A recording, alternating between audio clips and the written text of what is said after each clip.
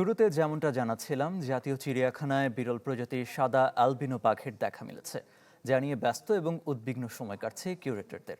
তবে চিড়িয়াখানায় বয়স পেরিয়ে বৃদ্ধ হয়ে পড়েছে ৪২টি প্রাণী। সব মিলিয়ে ঈদ ঘিরে চিড়িয়াখানার প্রস্তুতির খবর জানাচ্ছেন সহকর্মী মাসুদুর রহমান। ক্যামেরায় ছিলেন মমিনুল ইসলাম মমিন।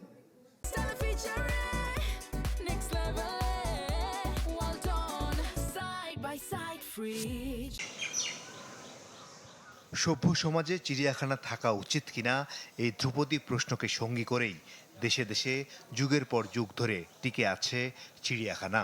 আছে মিরপুরে জাতীয় চিড়িয়াখানাও।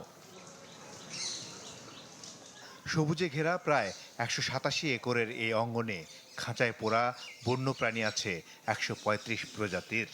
সব মিলে প্রাণীর সংখ্যা ছাড়িয়েছে ৩,০০০।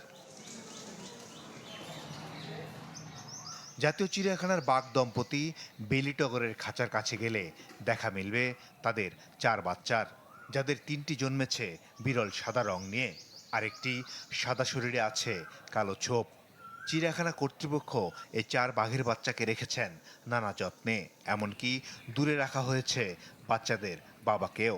কেননা বাবারা বাচ্চাদের খেয়ে ফেলে এমন প্রবণতা আছে বাঘেদের মধ্যে। বাচ্চার বয়স সাধারণত ৮ মাস হলে তখন আমরা এই বাচ্চাগুলোকে অন্য খাঁচায় ট্রান্সফার করি। তখন আবার মায়ের সাথে বাবার সম্পর্কটা আমরা এক খাঁচায় করে দিই। কিন্তু ৮ মাস আগে এর মধ্যে আর বাবাকে মায়ের কাছে দেওয়া যাবে না। বাঘ বেলি টগরের পরিবারের খাঁচা ছেড়ে কিছুটা এগোতেই দেখা মিলবে সিংহী ডেইজিকে। গেল ডিসেম্বরে খাঁচা ছেড়ে বের হয়ে যাওয়া সিংহী ডেইজি ক্যামেরা দেখে হয়তো ভাবলেন সেদিনের মতো কেউ তাকে অজ্ঞান করতে এসেছে। হুঙ্কারে তাই দূরে সরিয়ে দিতে চাইলেন আগন্তুকদের।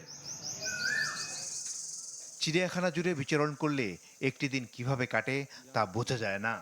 চপল চরণ হরিণ, নিমগ্ন পেলিক্যান, জিরাফ, জেব্রা আরও কত কিছু যে প্রথমবারের মতো চোখে দেখে মানুষ, তার হিসেব নেই। আমাদের এখানে প্রায় ৪১টা বয়স্ক প্রাণী আছে। তবে বনের চেয়ে সাধারণত চিড়িয়াখানাতে ৫ থেকে ১০ বছর বেশি বাঁচে।